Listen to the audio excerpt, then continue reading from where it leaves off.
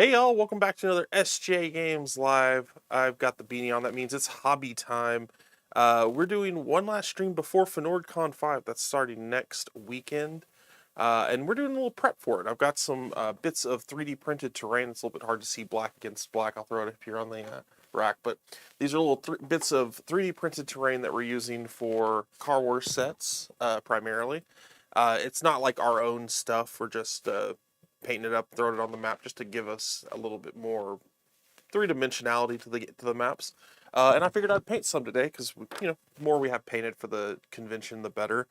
So we're gonna throw some paint on it, and this isn't gonna be a bin stream because bin would be like super high quality. That's why I chose terrain. I'm gonna give you some small tips and tricks for painting up kind of lower quality stuff, because this isn't going to be a standard mini. You're not going to generally, when you're painting terrain, you don't want to spend a ton of time on it because it's terrain. It's not your actual miniatures that you're painting. It's stuff that you're going to be interacting with. So in the case of like Car Wars, this is stuff we're going to be running into. So we don't need it to be like the most incredible stuff ever, but we just want it to look decent. It's your backdrop. It's our backdrop. Yep, pretty much. So we got a few things. We've got some little scatter terrain. There's kind of a, I don't know if this is like a water purification tank. I don't know if we'll get to this one, but it's a big old box, like a transport box thing. We might get to that too. But yeah, we've got, first things first. I did want to mention FnordCon. That is happening next not this upcoming weekend, but the weekend after.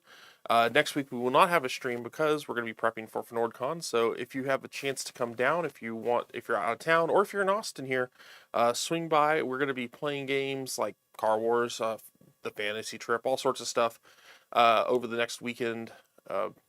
Weekend after next, April 29th through May 1st, at the Austin South Park Hotel. If you're in town, obviously don't need a hotel, but if you're come from out of town and you're interested, we do have hotel blocks available, and registration is open now. We'll have the link in the description below.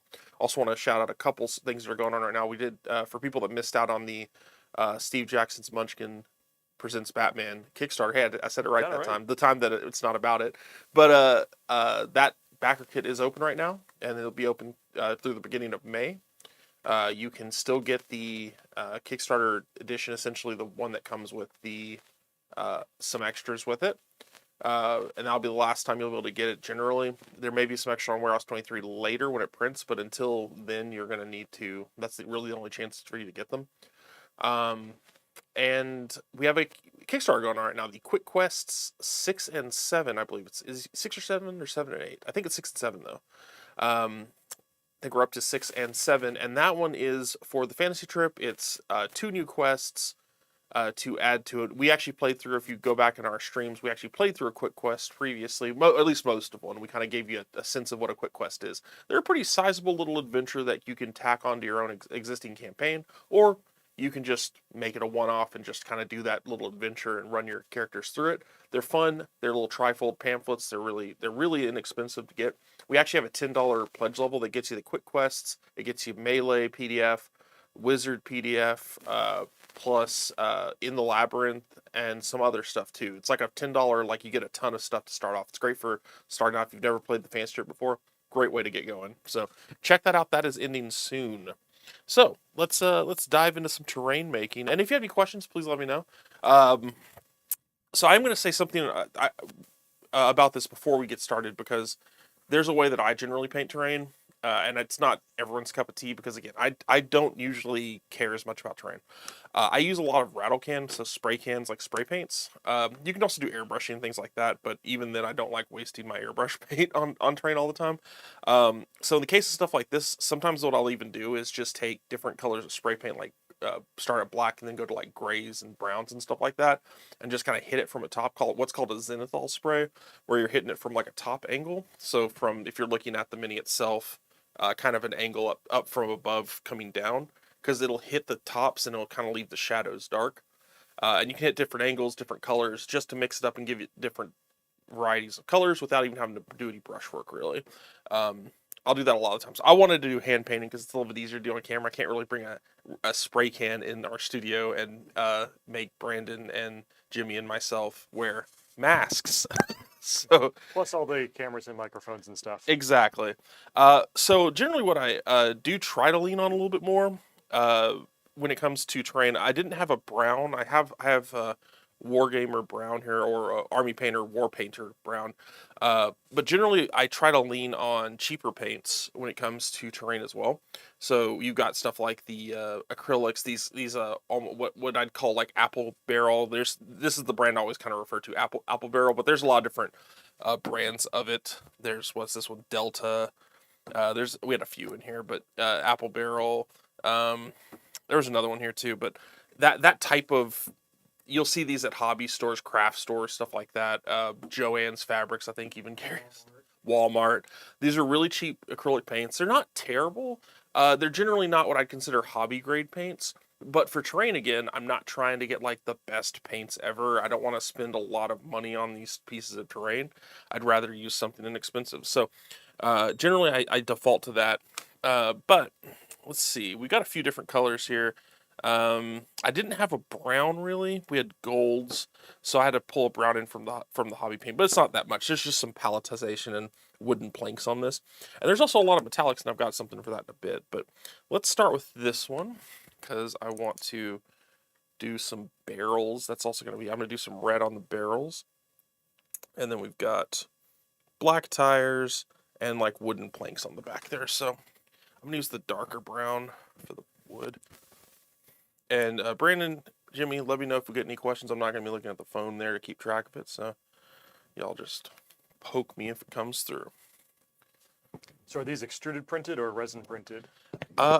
These are extruder, yeah. Okay. And they have just been primed in straight black, so nothing crazy here.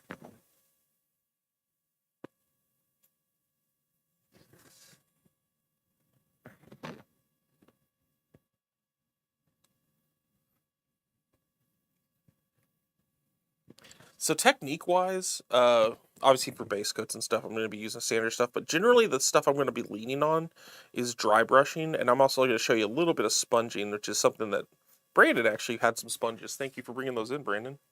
Sponges. Yeah, we're going to do some sponging. I actually don't do sponging a ton, but it's great for terrain in particular. It's great for putting a lot of paint on something really fast. Yeah, good for that. It's also good for like texturing stuff. Right. Which is what I'm it's less about the amount of paint I'm putting on with these guys. Also, you're gonna notice these brushes are in terrible condition because we're just using them for terrain. Another thing, I don't like messing up my good brushes for terrain. These aren't my brushes, but these are brushes that we brought in for a terrain painting party. So you may have seen some of the pictures online. We actually painted a bunch of purple, the fantasy trip terrain, which we'll actually be using at FnordCon as well. It's some hexes and stuff that people get to play on at our demo games. So that'll be fun.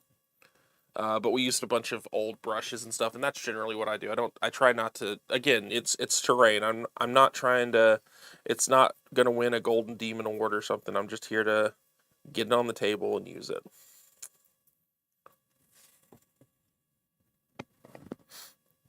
And generally for sponging, I'm going to use that to get like metal,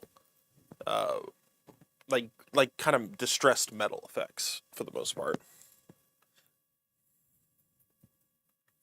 So once we paint those barrels, which I'm probably just going to paint the barrels red and give them a wash, I'll probably also do, before we do the wash, I'll do some sponging of metallics on those.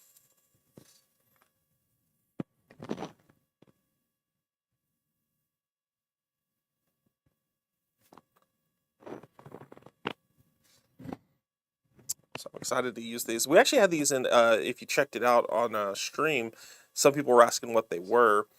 This will make it a little bit easier to see, because we actually had this on the,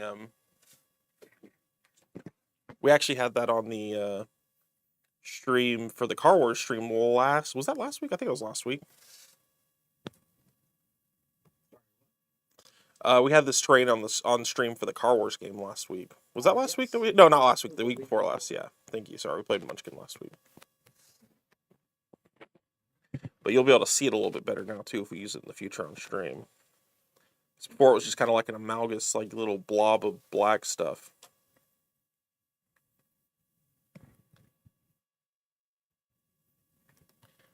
Okay, almost finished the brown.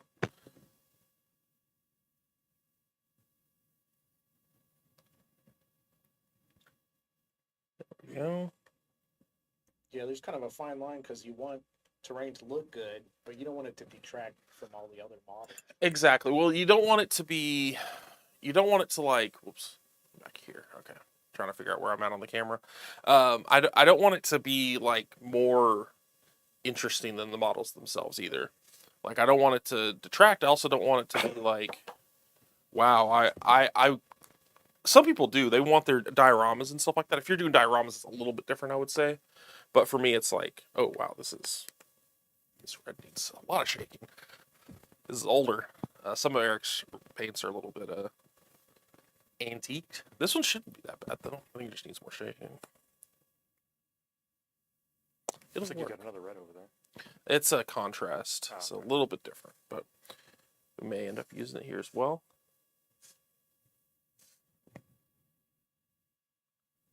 Interesting. Question from Twitch. Sam Kerwife wants to know, will there be Munchkin tabletop miniatures in the future? I'm doing a diorama village, and I would love it if there could be live Munchkins in it. I don't know honestly. That's not in the plans currently. The points we do have like older things. If you can find the Munchkin pawns, Munchkin Pawns can work. Also, if you checked out Cool Mini or Not, or Simon, sorry, Munchkin Dungeons has a bunch of minis.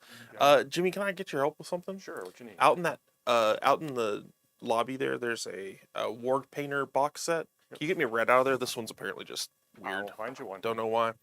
But yeah, we don't have plans. We never say never. It's I'm gonna go ahead and paint the hubcaps instead. So see if this metallic looks good.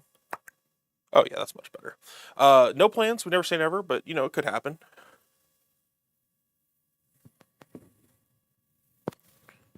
Could happen.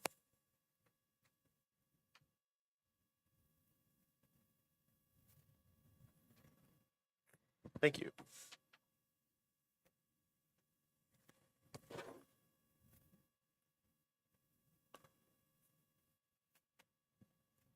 And we don't care if we get a little bit messy with the internal hubcaps here because I'm going to hit it with black.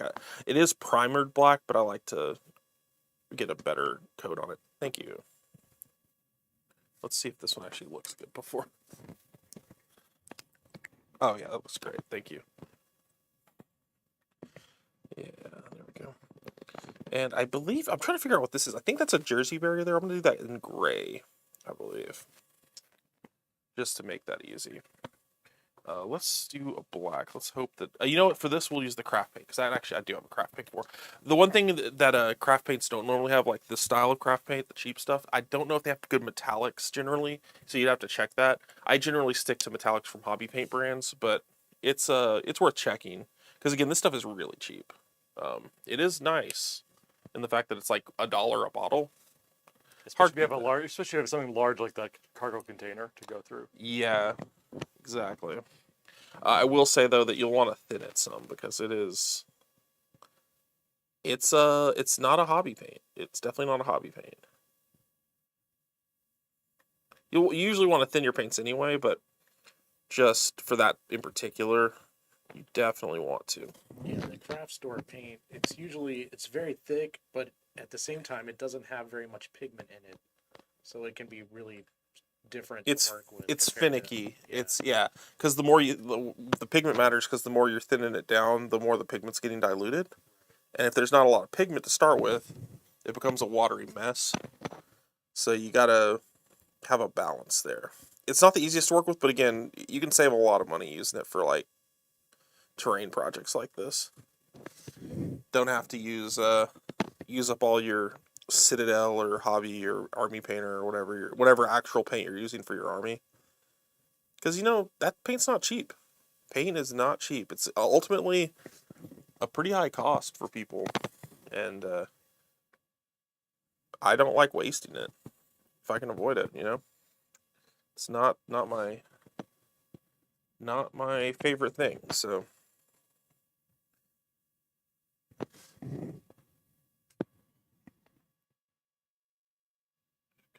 Touching up these tires a bit, and they'll get a wash anyway towards the end, so it's not gonna like they aren't gonna look as new as they look now, because right now they look kind of like someone just left some brand new tires over here, but everything's gonna get a little dulled down later, which is fine. Let's see, let's try this red out.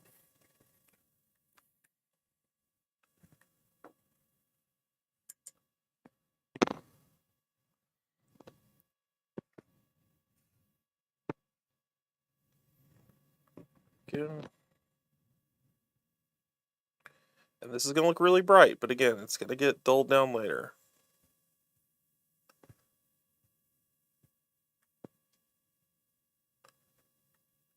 But it also is kind of nice to have something that is kind of striking on here. It doesn't have to be like, I don't want it to take away from my cars, you know, because when you paint your cars, like, you want the cars to be the star on the game. You don't want the terrain can look cool, but you want people to look at your cool cars, generally.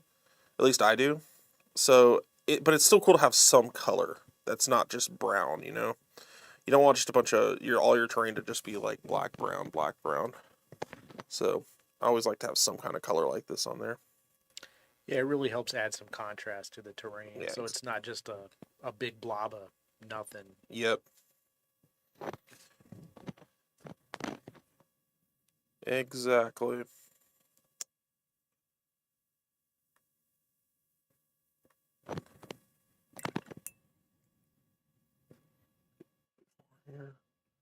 Palette. Not working with a wet palette today, but just a dry palette, but similarly, still works for like, mixing, thinning paints and whatnot.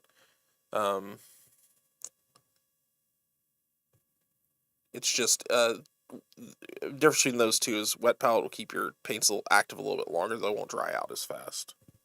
Again, way to keep you from wasting paint.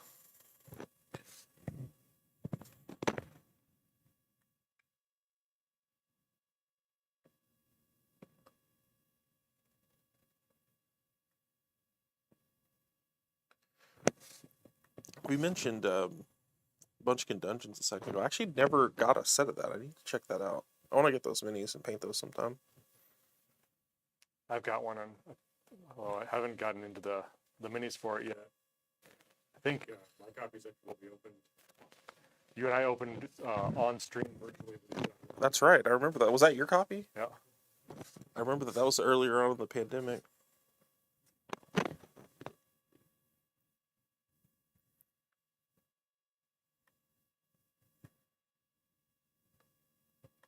It had some good minis. Like we got to see the the Ben painted versions here in the office. Yeah, they turned out so awesome. good.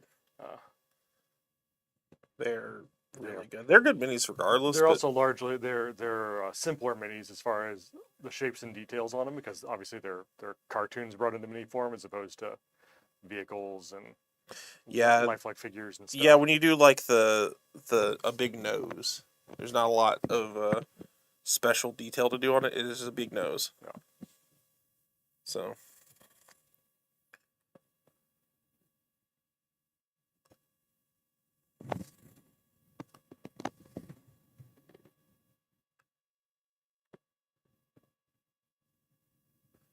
See, what you need to do is get a hold of a Net Troll mini, paint him up, put a Jeff Goldblum shirt on him, and just have him be your mascot for the stream.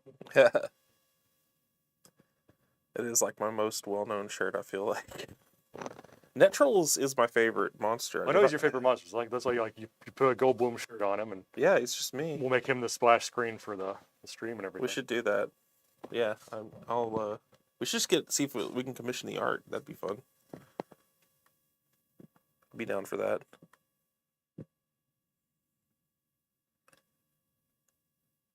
The Net Troll's like our personal little mascot. I mean, I think that most people gravitate towards Spike, and as far as monsters go, I think Plutonium Dragon gets a lot of shine, but man, I think the Net Troll's the best. He's got so much character. He's so fun. I like the gazebo. Yeah, Gazebo gets a lot, but Gazebo gets so much shine already, man.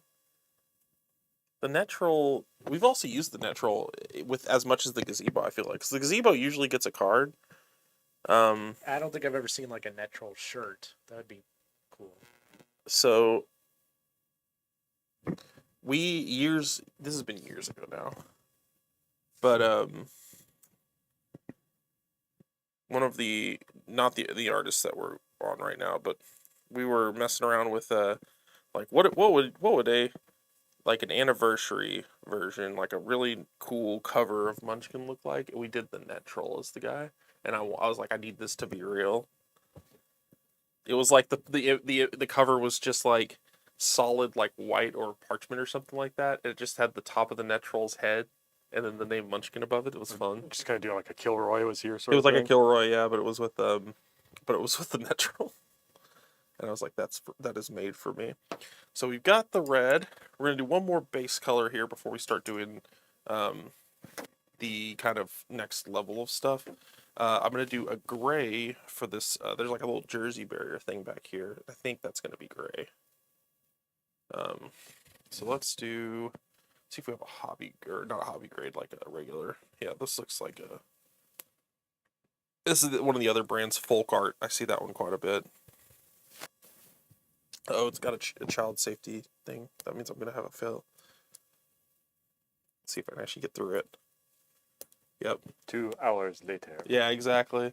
Jimmy, you're an adult, right? That's what they say. You have a knife, right? We do have knives. Yeah, I don't have a knife on me right now. 2 hours later. I thought I was going to get all the stuff painted, but I might only get through 1 or 2 of these in the hour. Yeah, and then again, it's why I don't spend as much time painting terrain whenever I can avoid it. One thing I did want to say, this is going to be terrain, but it's going to be on these bases. These are acrylic bases that we had cut. I'll throw one up here, actually. Those bases, you don't have to do acrylic, but we just use it because it's about the same thickness as the Car Wars base. Oh, I forgot to turn it and spin it on. Hear the beeping there, sorry. But it's acrylic because it's the thickness of the car base, and we want the cars to be able to push the terrain around, if that makes sense. Because in Car Wars, again, when you hit stuff, it doesn't just stay still. Some walls do, unless it's a wall. Unless it's a wall, but we're not treating a lot of this stuff as walls. It's being treated as. We needed more walls in that playtest yesterday or the other day. Oh yeah, how'd that playtest go? I wasn't actually there for it. It went pretty good. It was an interesting asymmetrical scenario that we're trying out. Nice. So yeah, I missed it this week, but we have been doing a lot of play testing for the Car Wars scenario book, which has been going really well.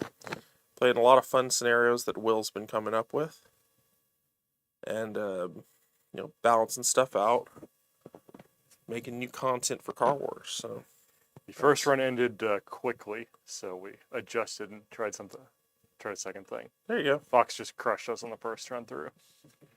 That could have just been Fox playing well because she's really good at the game. She definitely picked the correct approach for the scenario as it was written. That makes sense. Well, these would have probably helped you then. Yeah, more barriers would have helped. And again, this isn't terrain that we're making or anything. This is just terrain that we printed. This is just some stuff we found online and 3D printed out. It's not a product. Normally, I don't like painting stuff that's not like a product, but it is something that people have talked to us, especially about adding to games. It's stuff that we've been throwing on tables, and it's something we're going to be using at FnordCon. I wanted to, have stuff that we actually are going to be using in person. So, and there's plenty of stuff out there, so maybe we'll do ours someday, maybe we won't, but there's a lot of just generic terrain style stuff for all sorts of different genres out there. In particular, one thing that we're seeing that Steve's especially using a decent amount of is HO scale, like train scenery, like buildings and stuff. We have a few of those that he's picked. He's got in like train shows and stuff like that, and we've been kind of adjusting those to use with the game, which you don't really adjust it. Just you need to make sure that they have a solid base to bounce off of. You want it to be squared off as much as possible, mostly for just gameplay purposes. Oh, as opposed to like ramped up and mounted up? Yeah. You can mount it up, but as long as the base is square, is fine. But some things have little things jutting off of them. You want to make sure they're on a square base. That's one thing we'd recommend for Car Wars terrain in general. There we go. So there's our, I guess, jersey barrier type thing. I'm going to catch the inside here real quick. Excuse me. There we go. All right, so I'm going to hit the barrels with a little bit of this contrast paint. Oh, this is brand new. It's one of my favorite contrast paint colors, by the way. It's called Blood Angels Red. This will work kind of like a wash. We'll deepen the colors because we mentioned before they're a little bit bright. They are going to get another wash on top of them, but I'm going to make them look a little bit more weathered. And this will make them look a little streakier, a little bit not as conformed.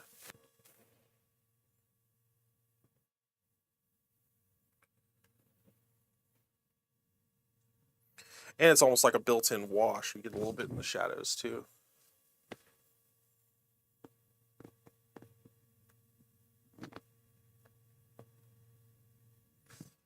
Boom. Eric says, antiqued like him. Antiqued like him. That's funny. Thank you for priming these, by the way, Eric. There we go. I'll throw this up here just so you guys get a good look at what we've done so far. So just kind of like the base coat level. But again, with terrain, we don't have to go too much farther past base coat. You're going to get, like, we're gonna do a little bit of weathering here, and then we're gonna call it pretty much.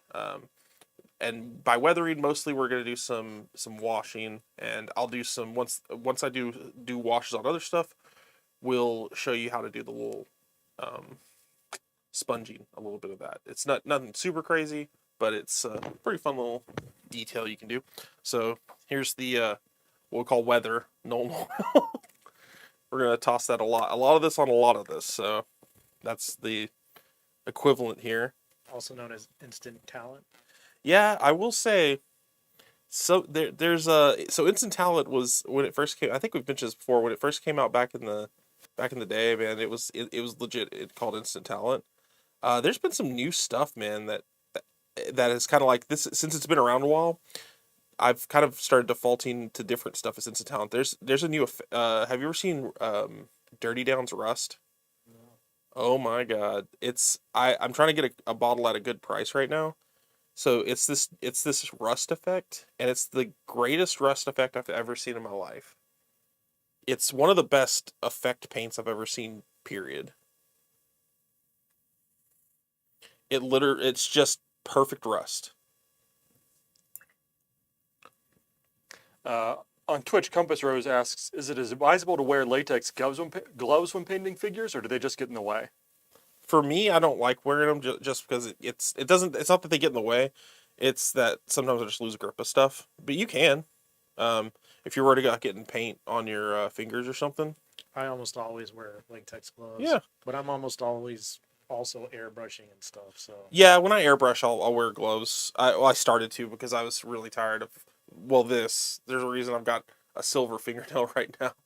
I don't know if it's on camera. There it is. That was solid. This entire thumb was solid silver recently because I was airbrushing silver all weekend, and I just didn't put a glove on because I don't know why. I have gloves sitting right next to me. I just didn't do it. So don't be. Yeah, if you're spraying, I'd say more likely to. If not, I don't really mess around with it. Usually, I'm only wearing it on like my left hand, which is when I'm holding everything. Yes, that's what I do as well. Okay, and then I'm actually going to do not a black wash. I'm going to do a brown wash on the, at least I thought I had a brown wash. Oh, it's right here. Agrax Earthshade on the wooden section. Eric says, Nuln Oil and furniture polish are both great for aging. Furniture polish, interesting. Never used that, but trust Eric. He's been doing it a while. Aging? Wow. That was not me, Eric. Hi, Eric. He's been doing it a We while. are all aging slowly together. Some of us quicker than others. Studio door's locked, right? Eric is in the building. He will come for you, Jimmy. If you see me doing awkward things with my hand, it's because I didn't bring a thing to actually hold my minis. Normally I have like a bottle cap with the with sticky tack on it to hold stuff like this, and just don't have it, which is fine. I'm just washing. It's just that the entire thing is pretty wet right now, so I don't want to. There you go. So another level of detail you can do on this is, at this point, like, you could dry brush more brown on it or something like that, like on the wooden parts itself. You can even do effect paints. There's a AK Interactive does a thing called streaking grime. I mentioned the Dirty Downs rust effect. The other, like, instant talent type thing that people use is streaking grime, which is an enamel based thing. So it's not I wouldn't say it for beginners, but it does a really good job. AK does a lot of things like that. They have effects like streaking grime, streaking rust, stuff like that, where it's like a enamel based effect that a lot of model makers use. So, like, if you've ever seen military tank models and things like that, a lot of people use their stuff, and it's like, it makes little, like, streaking rust effects. It's really good for stuff like that. I wouldn't use it on terrain personally, strictly because, again, it's a pricey product. It's like $7 a bottle, if I remember correctly, somewhere around there. So it's not something I would generally personally put in. But this is where I'm at right now with it. Probably great for dioramas if you're really into Exactly. model making. Yeah, it's gonna look a little wet until it dries. I mean, it just is what it is, especially once you've been washing it. So it looks a little wet right now, but once it dries up, and usually I'd hit something like this. I would hit it with like a varnish of some sort, like a matte varnish or something like that, to bring it down. I'm gonna wait for that red to dry a little bit, but it should be dried pretty soon. And I'm gonna show you guys the sponging. Where did the sponge go? I put a sponge out here somewhere. Am I crazy? I did bring one in with me. Yes. Think about it. I did. It's right here. Haha. I brought it. So I didn't just think about it. I brought it. How dare you? Let me test these real quick. Oh yeah. Okay. The barrels are looking good. So essentially, with sponging, it's pretty simple. It's literally just taking it. So this is a piece of sponge. I don't know where you got yours from. You can get these It's from like those cases where you carry stuff around in, and they have minis the cases. foam Yeah, that's where I inside. get mine from. Is so mine is it's called pluck foam, where you pull the foam out. That's And exactly what it is. and it makes that. You can also get if you get foam brushes, like craft brushes, those really cheap craft brushes you get at craft stores. It's the exact same type of foam. Just, you don't need the whole thing. You can just tear it up if you want, but it's real simple. I just tear this foam again, that's how I do it too. I just tear it out of a case, and I just take it. So if you just so you can, oops, let me show you there. That's what it looks like. It's a torn up piece of foam. A little rigid, nothing crazy, but porous is what you're looking for. Some people would suggest makeup sponges. I have used makeup sponges, but you have to make sure the makeup sponge is porous enough to do this. You just dip it in some of that. In this case, we're just using lead belcher, and then dab it off, because you don't want to go crazy with it either. At least in my experience, you just kind of just dab it on here. Because I'm looking for a weather. I'm not looking to cut it It's almost like a dry brushing. Yes, it's like dry brushing, but you're getting a little bit of a different texture to it, which I'll show you guys here in a sec. It's and you can use it to, like, cover large swaths of stuff too. In this case, I'm not looking to do that. If you just put more paint, then that's kind of like a way to dry brush large areas, almost. But I'm looking less for area and more for the effect. So I'm just trying to hit it with and get that little inconsistence, almost the word I'm looking for, because it's like not it's a kind of almost randomized metallic effect. So let me throw that out there. There you go. You can kind of see that metal on the sides there, and you can always hit it with another wash after it if you want to deaden it, which I probably will. I'm probably hit with the Nuln Oil to knock it back, but you can kind of see what I'm talking about with those. Oh, I forgot the other barrel there. And you can actually see the comparison there, because I left that one undone. I'll do it in a sec here. But that's what a regular barrel looked like, and the ones over there are what they look like with the sponging effect on it. I'm actually hit this on top too. There it is. So there, bam, bam, bam, bam, bam, bam, bam. So it'll look like, it won't just look like, oh man, there's strictly red barrels. It looks like they've been weathered a bit beaten up by the elements a tad. Let me grab where's the wash? Agrax, there it is. I love how they put not Agrax, Nuln Oil. I like how they put the new washes in the tallest possible containers that are even easier to tip over than ever. It's hilarious. Because the history, like the meme is that everyone knocks over Agrax Earthshade and knocks over their, like, washes. And now they've made it as easy as humanly possible. I put mine down inside a tape roll. Smart. So almost impossible to knock over.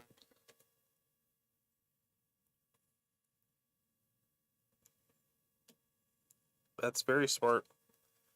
I would never do something that intelligent. In fact, that's almost every Citadel paint that I get. I actually transfer to eyedropper bottles, but not the shades. The shades I leave in those pots because they're actually pretty handy. Because you need to get a lot of that stuff on your brush at once. Yeah. I'm gonna let this other one dry for a little bit longer before I hit it.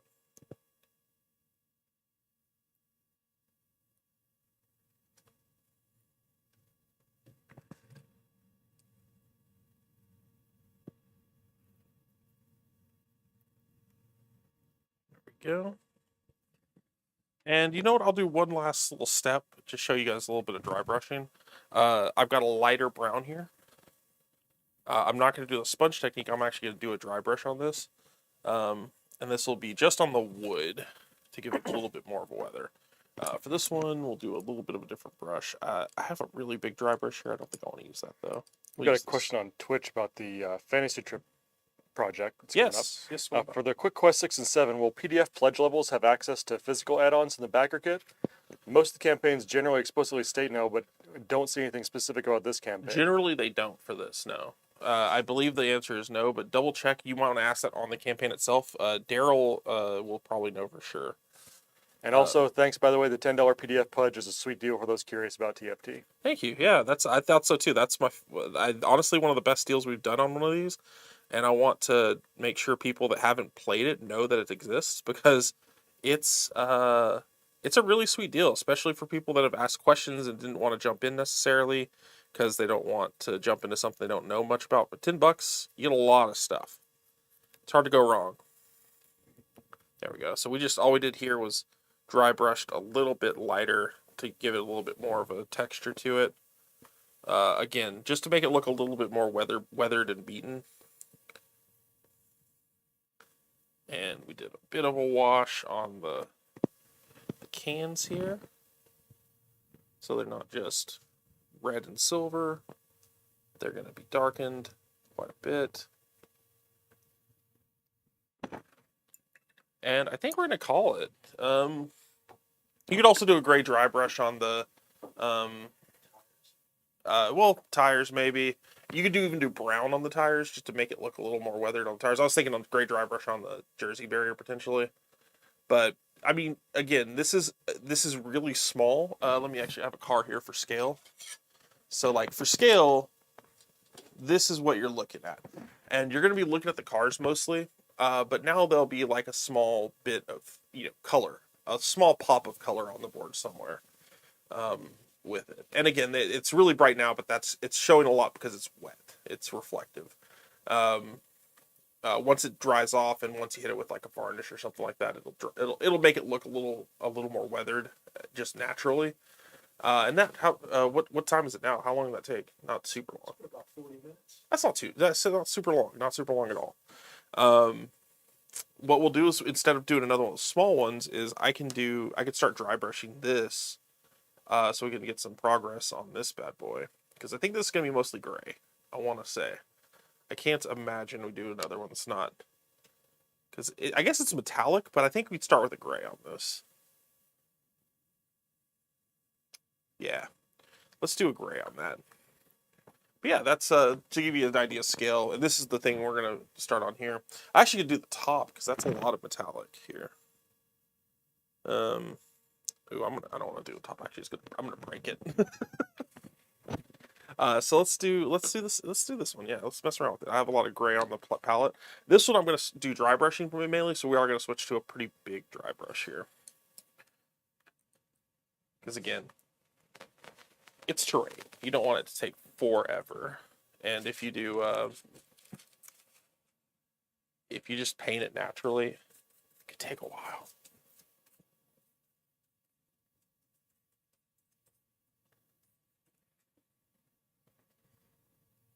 How am I going to approach this?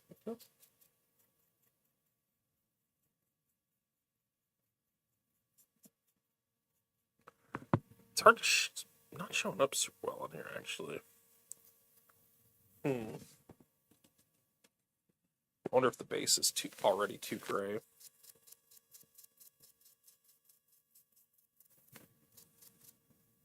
I guess it's showing up.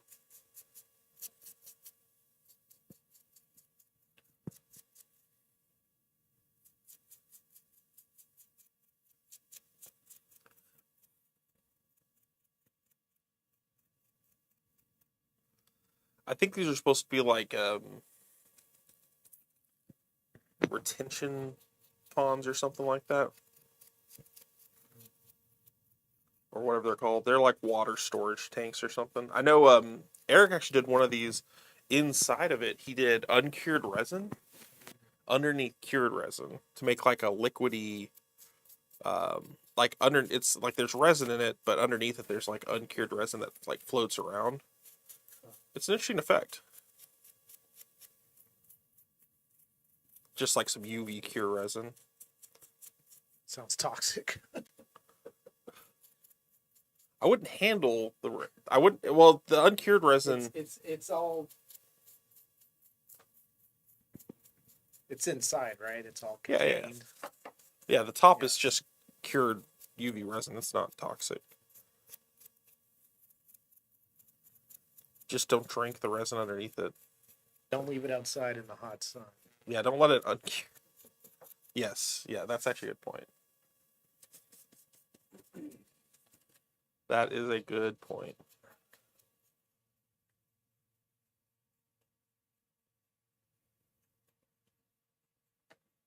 Eric says they are wastewater treatment cells, so it seems appropriate.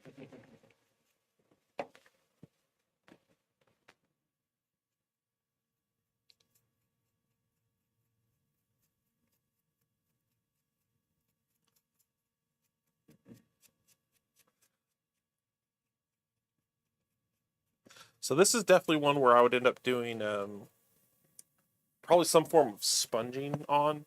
Probably do a second dry brush of a different color. I don't know if this will all dry in time for us to do that, but I'll be able to paint some sponge, man.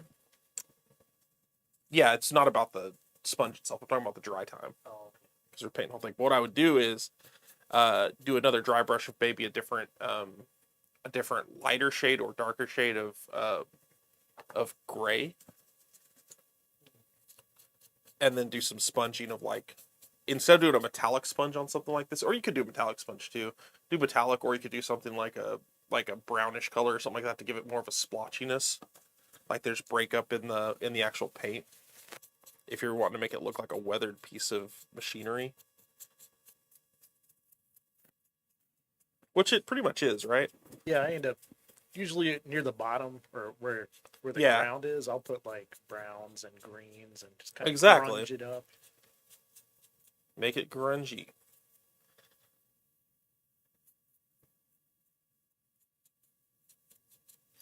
And the reason I didn't care about dry brushing versus, like, you could just paint on the gray like that, but this uses a lot less of the paint to me, and also doesn't take super long, and it also gives it a more inconsistent look, which is what I want for something like this, rather than, I don't need it to be like solidly gray all the way around. It's the same reason I would do something like spraying it gray or something like that instead of doing a paint job of gray, because I don't mind the inconsistency on terrain especially.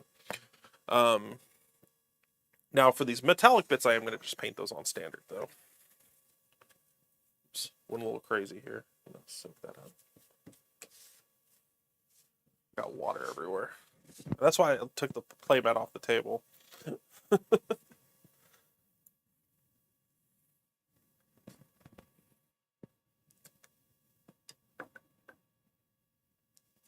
Wow. It did not like being shook up. It went a little bit. Okay, there we go. It just was leaking out for some reason. Citadel pots, we love them. I lied. That's one big reason why I transfer all my Citadel paints. I can't go through the effort, to me. It really does not take very long. I mean, if once you get, you just get on eBay. It's not it's not bottles. It's a very quick process, actually. I mean, getting the bottles and stuff is like, you still have to sit there and do it and I have a lot of paints, so it's like, I don't want to like, if I'm going into paint, I'm not like, I'd pretty much have to take a day to just do all that, I'm probably not gonna ever do that. You could do a few at a time too. You know. Yeah. I'm probably just never gonna do it. I'm too lazy. But I mean, the number one reason I do it is just it makes it so much easier to mix with other paints when you're airbrushing, because then you can just do a couple drops into the airbrush. Sure. And otherwise, getting it out of those Citadel paint pots, it's just a pain. So I guess I will say this: I don't actually mix my paints all that often. I'll thin paints, but I don't mix paints, for the most part. So that's probably why I don't really bother with it. So I don't trust myself to be able to recreate a color that I've mixed, even if I have the recipe written down. I just don't worry about it. It's art. I just go for it. What I do is not art, but I still go for it.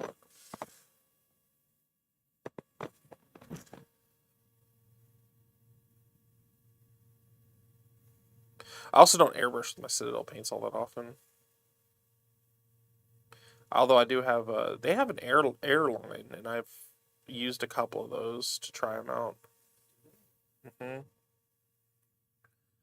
They're not my favorite air paints, but I've used the Grey Knights one, Grey Knight Steel, and I've used the Necron green, not Necron green, Moot green, which I just call Necron green because I use it for all my Necron stuff. Nice. What are we looking like time-wise, Brandon?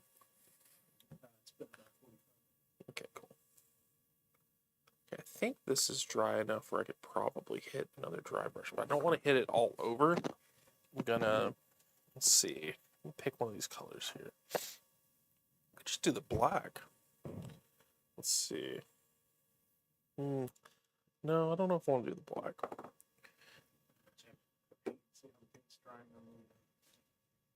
Oh, yeah. Yeah, that's looking good. You can already see, like, the last barrel we did is a little bit more wet, but the rest of it's kind of deadened down a bit.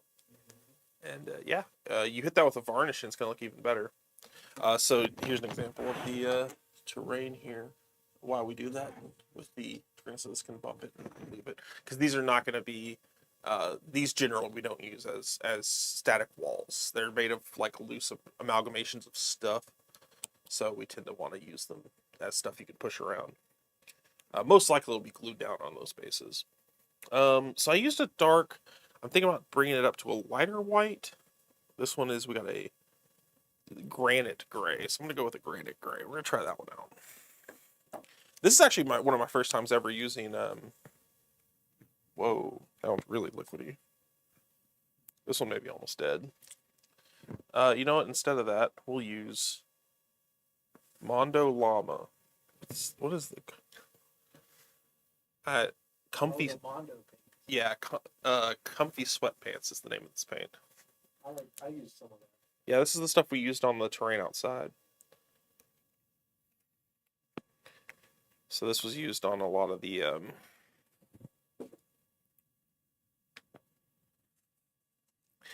It's just barely a shade lighter, but it's a little bit lighter. It'll give it a slight amount of texture. I don't want it to be like crazy different. We're just kind of just using it to add a little bit of variety and weathering to it. Again, you could do this with spray cans, rattle can stuff. You can just hit it with a rattle can from above or from the side to get a different shade. I've done that also.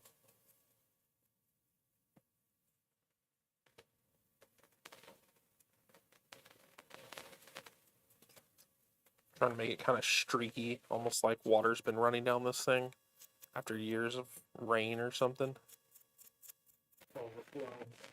Overflow, sure, yeah.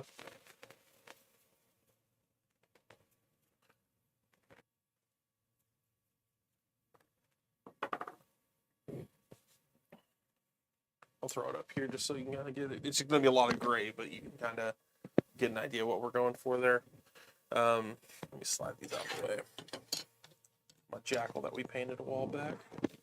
Here's You can kind of see it's a little bit like ignore the top. The inside, I'm not going to do a paint job on. But oh, hey, thanks for the raid, SJGames edition. Hey, 39 viewers. Hey, thanks, CG. Appreciate it. Paint up some terrain for FnordCon, our little personal convention coming up next week. This is for Car Wars. So it's hobby. CG is awesome. I'm at raid mission. Check out this raid. That's awesome. 39 viewers. Appreciate y'all. But yeah, we are working on some. This is just some 3D printed terrain that we printed out ourselves for Car Wars. There's still a car up there since people probably haven't seen the car. That's where we painted one of these recently.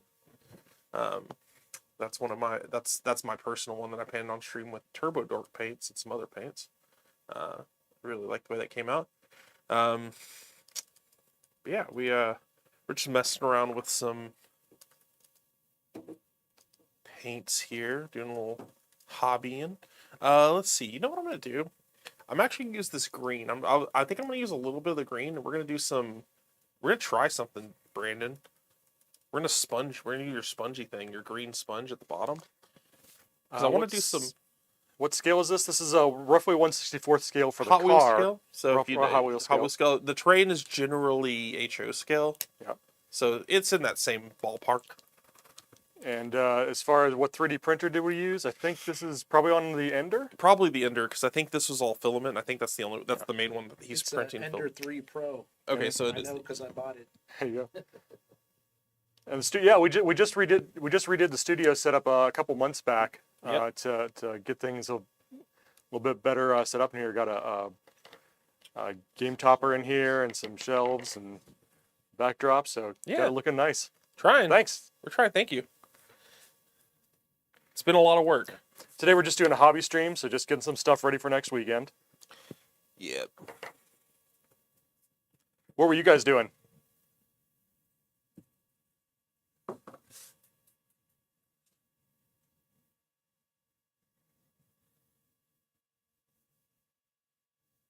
Playing some Galaxy Trucker. I love that game. Galaxy Trucker rules. Have you ever played Galaxy Trucker, Brandon? No. Galaxy Trucker is an awesome game where it's very frenetic. You have to like make a truck you're essentially making a space truck in a short amount of time. It's like a real time build. Is it a video game? No. No. Oh, it's a board game. SJGames is a board. SJGames is one of our co-industry people here. Yeah, you've got a limited amount of time to make your space truck, and then once they're all done, you go through a few rounds of rolling dice to see if it weathers all the asteroid fields and hazards and alien raids and stuff, and how much of your cargo it's pretty much pick up and get to destination. You build a truck and see how bad it gets destroyed, and it's so fun. That sounds awesome. And how poorly you built the truck, which is for me, at least for me, it's usually how poorly I built the truck. I love it. So you win by not building a truck poorly, or you try does not everybody to. Win? No, you try not to build your truck poorly. It is an attempt. An attempt is made. I can't tell you if you're going to succeed in that. I can tell you I'm not going to succeed in that. But it is a great game. If you like Munchkin-y type games, if you're a fan of our games and you're interested in games like that, Galaxy Trucker's a good It's a little more complicated, I'd say, than Munchkin, but it's got that like random. You don't have as much take that. It's more the game is saying take that. There's an early period of Latex, the designer's games, which the theme is do as much prep work as you can. Now watch it all fall apart in front of you. And hope you did a good job planning. I kind of like this. Check this out. I like the way that came out. Well, that did turn out pretty nice. Yeah, at first I was like, I think I'm doing too much, and then I started doing like, no, I actually really like that color. That looks like a big concrete cistern. I'm gonna take this out so you guys can see a little better. Yeah, it's got that. It turned into almost an algae green. It's a little brighter than I was thinking it was gonna be, but like I put it around the pipes there, and I put it kind of at the base of the ladder. Yeah, that sponging technique's a lot of fun. It is one of those things It's so easy and it adds so much texture. Exactly. You can go overboard with it. I will say that. Go light. Like, make sure it's on there light, because you can just keep, if you want it heavier on a particular spot, like I'm going to go over it a little bit here on the ladder a little bit more. but it's if you can always keep padding on the same spot and just it'll increase it a little bit more.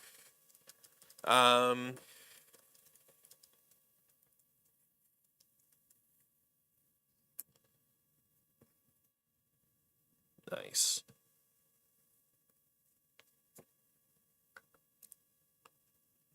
I dig that a lot. Yeah, for those of you who just came in, we're getting all this prepped for our local in-house convention called FnordCon that we're doing next weekend, the 29th through the 1st. So if you're going to be in Austin, Texas, that weekend, feel free to come on by. We're basically going to be playing a lot of Car Wars, Munchkin, Fantasy Trip. We'll have Ogre. Ogre. Steve's going to do the Ogre versus the World event again, I think. Yep. We're going to do miniature painting. Our friends at Turbo Dork are going to be there. Ben's going to be painting minis at a much higher quality than this, but it'll be nice. Live streams from the show. We don't think that the hotel's going to be quite set up on their network for it. We're going to try to record some of the stuff. Yes, and put it up later, but we don't think we're going to be doing any live streams from there. We are going to record the What's New panel. We know that's the most popular panel that we do from these FnordCons. Generally, what that is it's Steve and Phil telling you about the new stuff that's out now, but also some sneak peeks and some stuff coming up and like timelines of what we got coming out in the future. Which we're gonna have a lot of stuff to announce there, which we're really excited about. So that's gonna be recorded, and then we're gonna put that on YouTube most likely. Live streaming, unfortunately, it's just not gonna function from that hotel based on the setup we can have there. It wouldn't look good for the most part anyway, because it's gonna be limited. We're gonna be on like a one camera type setup. It's not gonna be like a setup like this. So next week probably no stream, but we'll have something from the convention to post afterwards for sure. So. And keep an eye out for that. For those of you that are new here, 2 o'clock Central Time every Thursday. You come on and do something. Sometimes it's hobby streams, sometimes we play a game, sometimes it's a preview Last of something. week we played Steve Jackson's Munchkin Presents Batman. I got it right twice in one stream, guys. High fives. We did it. And the week before we had Ben on to do actual painting of a Car Wars miniature. So here's how the hobby streams break down. You want to see something done quick and dirty, you'll see my face. You want to see something done like professionally and really well, you'll see Ben's face. So that's how you know what kind of stream you're in for.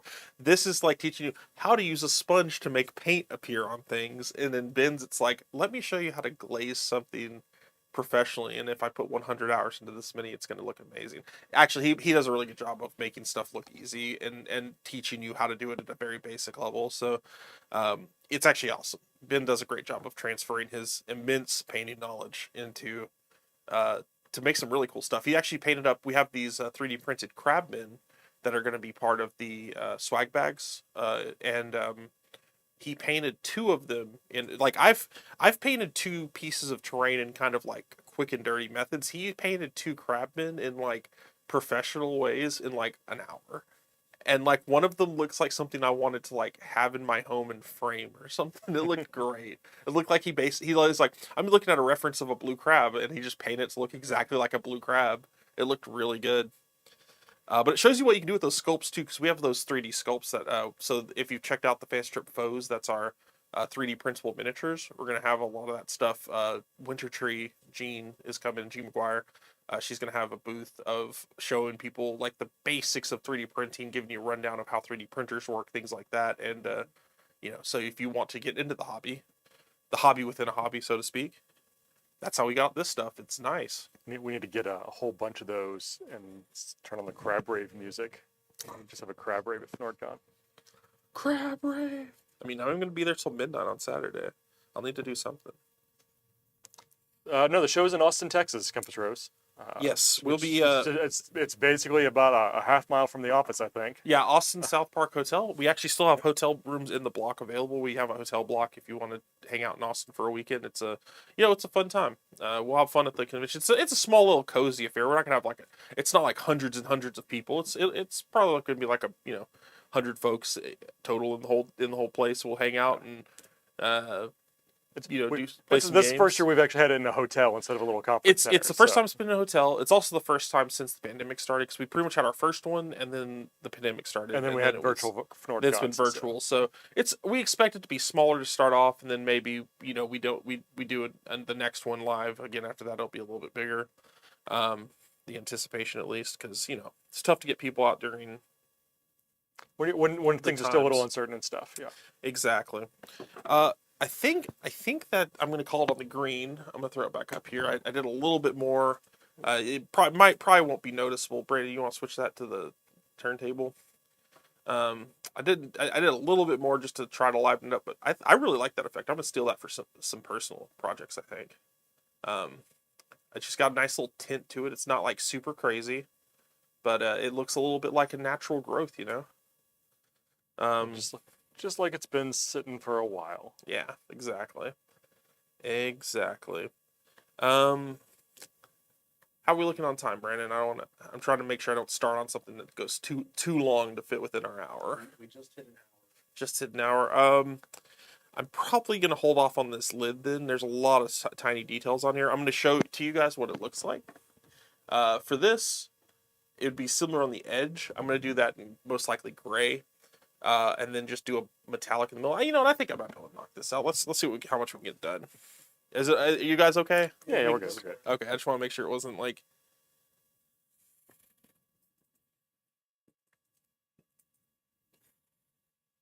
And I don't mind if I hit the metallics on this because the metallic will be the second step. I can always touch that up.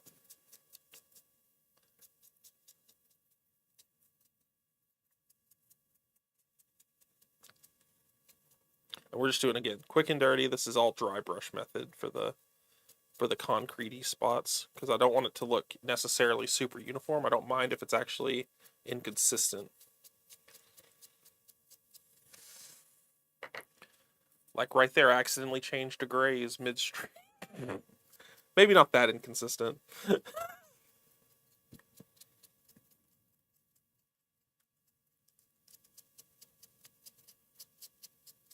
And if it looks like I'm being rough with the miniature, Yeah. See, Chad is asking, is that a liquid tank? It's a wastewater treatment cell. yeah, it's just a wastewater treatment cell type thing, but it's just what it is. It's just a 3D piece of terrain that we pulled off the internet. It's not like our piece of terrain or anything like that. This isn't something we sell. It's just something we found online that we thought went with the theme. I'm not sure why there would be a wastewater treatment cell in the arena, but there we are. It's sponsored by Wastewater Treatments. Hey, you got to run the restaurant off something, right? The future is dark. We're in the And dark not future. all the events, not all the Car Wars scenarios happen in an arena. True. That's true. Yes. You've seen our playmats. Some of them are just dirt. One's a parking lot. We were using one of the wastelands with the one with the wasteland with the 2 roads on it. Yeah. Play test on Tuesday. Oh, nice. Were you guys adding in the terrain rules? Yes, there were terrain rules. There were many obstacles, but not enough obstacles to stop Fox. I don't want to talk too much about what the scenario was because they're still testing it out and everything. Sure. But it was an asymmetrical one, and yeah. So we are working on a scenario book. People were asking us about that at Adepticon. yeah, there's a lot. Like we're doing one to 2 scenarios a week, playtesting, and we haven't repeated one yet. There's a lot to go through. And we're going to actually, so that's actually a good point. Thanks for mentioning this. Randy's probably going to be doing Car Wars playtesting at FnordCon. He's planning to, yeah. He's planning to get some more of them knocked out there, get them in front of people. Yeah, so if possibly you're interested, maybe second runs of the stuff we've already tested. Exactly. So if you're interested in playing out some stuff for Car Wars that hasn't come out yet, if you want to be part of that process, you're in the Austin area that weekend or want to come to the Austin area that weekend, we'll be running some tests. We'll be running playtests of some other stuff too. I can't really talk about it yet. Some really, really advanced stuff. I played a game on Tuesday. Was it Tuesday? What day was it? Monday. It was Monday because we were over at the hotel. On Monday. It was Monday. I played a game from 1999 that has never come out. That may get playtested at FnordCon. I always hear that. I'm trying to think of what it could be. Yeah, Jimmy. While he looks young, he's like the picture of Dorian Gray. He's actually really old.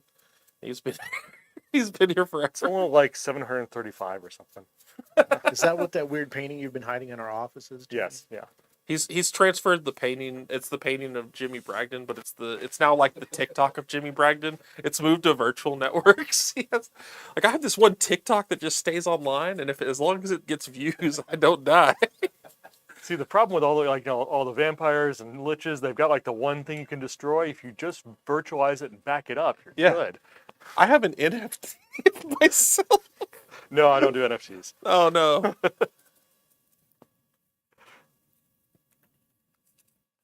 So I'm actually going to dry brush the silver on top, since it's a little more of a wide zone here. This lead belcher just likes to come out, leak out of the back here. It got all on my finger. I hate my life. Why did I do this? What have I done? Okay. Do I want to keep using this big one? I think I do. You know what? I'm actually going to use the smaller dry brush, I think. Even though, well, I can use the big one. We're going to try to be a little more precise on this, just so I don't hit the whole dang thing. Yeah, I mean, going back to the scenarios we're testing out, a lot of them, they're good, and once we get those out there, they can kind of be jumping off points for customizing your own scenarios and such. Yeah. I mean, because a lot of people have asked about that stuff. All the basic rules that we're using to make them are, it's the terrain rules and the obstacle rules and stuff that are in the core book. We're just coming up with ways to use them and setups to use them for, and then try to balance them. Yeah, if you haven't checked your game out, there are all the components we're using to do these scenarios are in there. So there's like you actually get like scenario, not like you get objective tokens and stuff like that in there. We're just writing up rules to go with that stuff essentially. Yeah. Like a few of them will be suggested to use a playmat or the road tiles or something, but for the most part, you can work it on just about anything. Mm-hmm. And even once we get these out, there'll be okay, well, I like this one, but I really want to do it this way. Like they're all going to be jumping off points for doing your own variations. Exactly. So if you have any fun scenarios that you're interested in, let us know. I'm kind of curious how people are playing, because I know not everyone's going to be playing exactly the same way. Oh, Rose, Hunter's nothing. You should see Ben. Ben doesn't only just save latex gloves, he also saves on the wet palette by only using his hand. Ben's painting hand is his palette. And by the time he's done, he's just if I was Ben, I'll do the Ben method. This is so if anyone's never seen Ben, I'll just do it because I've got so much paint on my hand anyway at this point. This is what Ben does. Let me get it on camera. This is how Ben's palette works, and I'm not joking. By the end of this, by the end of a 1 hour stream, there'll be this much paint here. It'll just be like 7 different colors. Yep. I'm gonna wipe this off now, or try to get it off. We're gonna find out. Nope, I've ruined. I look like I've made a weird superhero mark on myself. I'm the spot. Tell people you've been clubbing. They hand paint the stamps on me now. It's only the high-end gloves. Yeah, right. None of that rubber stamp stuff. Yeah, I don't use gloves when I'm just hand painting. It's not super necessary for me. I don't mind getting paint on my hands. It's not toxic. It's not going to hurt me. Yeah, and I discovered that hand sanitizer that has a lot of alcohol in it is really good for getting stuff that's under. It is. It's actually because it's really good for alcohol, cleaning brushes. Yeah, it'll mix with the acrylic paint. Just use the right stuff for the brushes. Don't use. You got to make sure it's the right stuff. But you can actually clean brushes really well. Like you can actually save brushes from extinction by like using hand sanitizer. I've seen some really cool videos on YouTube about how to get those things back from the grave, essentially, with hand sanitizer. I did not know that. I didn't either. It's actually really recent for me. I literally found out about that a couple weeks ago. About the hand sanitizer? Yeah, with the brushes, yeah. For me, it was new at least. I've never used it on brushes, but I use it on my hands all the time. Yeah, it functions similarly. I mean, which makes sense. It's the same idea, is that it messes with the paint, and if you've ruined brushes due to that, like just a large amount of paint, then bingo bango, you got some brushes.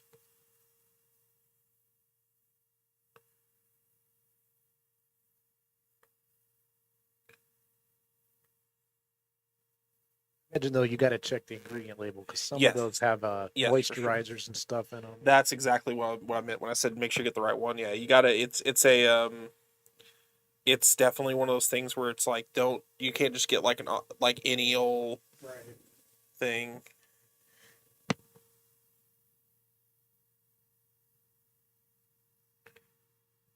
One small trick I also didn't mention in the I didn't do it on the barrels because I made them a solid color. But if you want to like a more metallic-y red on those, I'll throw this up here too because while we're talking about it. But if you want a more metallic red without doing the stippling part, and you actually just want it like the red itself to look metallic, almost like I don't think it's as good for barrels and stuff. But if you want like red armor, you can actually do like lead belcher or some kind of whatever your metallic of choice is, like a silver metallic, and then do the contrast red over the top of it. It's really good for that type of stuff. Contrast paint is good for getting like a colored metallic paint. I didn't do it for that, but definitely would have worked.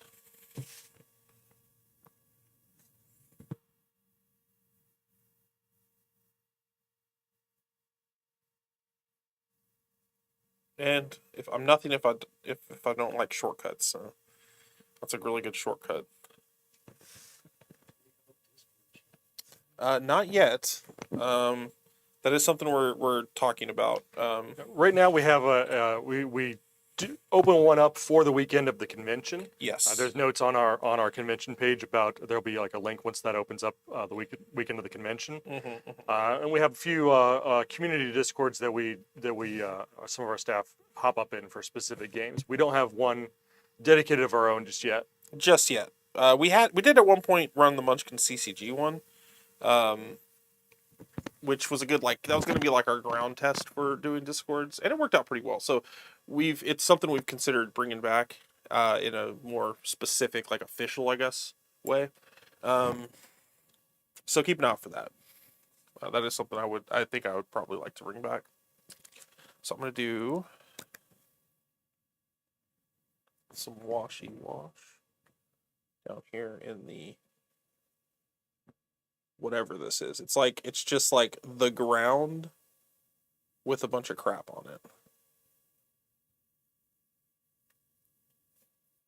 I think it's wastewater, so I think that's meant to be like a plank. Oh, like there's a bunch of junk in there. you're smart. I'm an idiot. I didn't know, well I didn't know it was open top.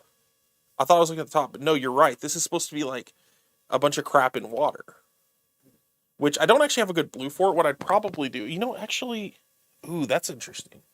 Now I've got a thought. Eric says that saddle soap works pretty well on organic brushes, ones that are made of actual animal hair and such. I also use there's brush soaps that they make. Mm-hmm. They work really well. I forgot what mine's called, but I just use brush soap. But like, even if you don't use like brush soap, brush soaps don't save everything though. And I will say that what I've seen of this hand sanitizer thing, it can like save old brushes. Like it can actually like rescue brushes that should not come back to life. It might not be your top brush anymore, but it's still serviceable. Exactly. Because right now what I'd say brush timeline is brush lives a good life, and by that I mean I use it for about 4 days. No, I'm joking. But brush lives an okay life. And then after it dies, after a few attempts at reviving, it turns into a terrain brush. Like it's something I'll use to like coat texture paints and things like that with. So, that ends up being what it is. So I effed up a little bit with this because I didn't know that was open water at the top, so I shouldn't have dry brushed the metallic. What I should have done was this, which I just did, which is I did contrast blue in the top here. And then I'll dry brush all that metallic, just hit it with a bit of metallic or do a sponge on it. Is it dry enough? It's not right. It's trying to put on top, but it's that step will take too long, so I'm probably not gonna have enough time to actually mess around. I'm gonna touch something up here that just so it doesn't look like I just put gray everywhere, or like I missed everything with the metallics. I missed the. Are there good food places open late located close to FnordCon? Ooh. Open late is tricky right now.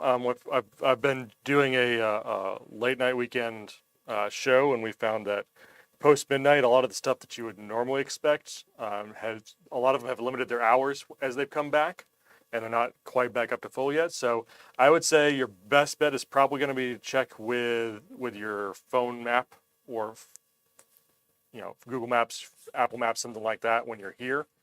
Yeah, it's mainly the hours because there's good food down there for sure, but it's mostly I don't know if they're all going to be open super late. Is the catch? I mean, Whoever's working the lobby at the hotel might know. yeah, they might know. I know there's a brewery, like a brew pub, but down the road. I don't know how late they're open though, but they usually have like their brew pub and food trucks out there. Well, in my excitement to fix something, I got a little of the blue over the side, but you get the effect. It's just a spill. That's all. Just a spill. There'll be more to touch up, but essentially Just more texture. Yeah, so essentially there's our little water treatment facility. We'll hit the you can even just leave the stuff in the water like that because honestly there probably wouldn't be a lot of metallic showing through. You could touch it up though just to make it look different, make it the details pop a little bit more. And I'd probably do the same green touch up the little spongy method that I did before up on the top a little bit because especially since it's closer to the water. Which let me do an example of it here because I think that because it would make sense for it to be kind of originating up top because it's coming from where the water's at.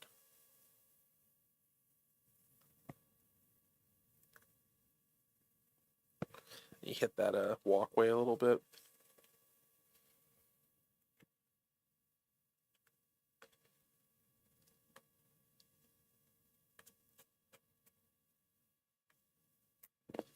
Yeah, it didn't show up as well, but there you go. There's our water waste treatment facility. So in about an hour, we finished a couple little pieces for our Car Wars games.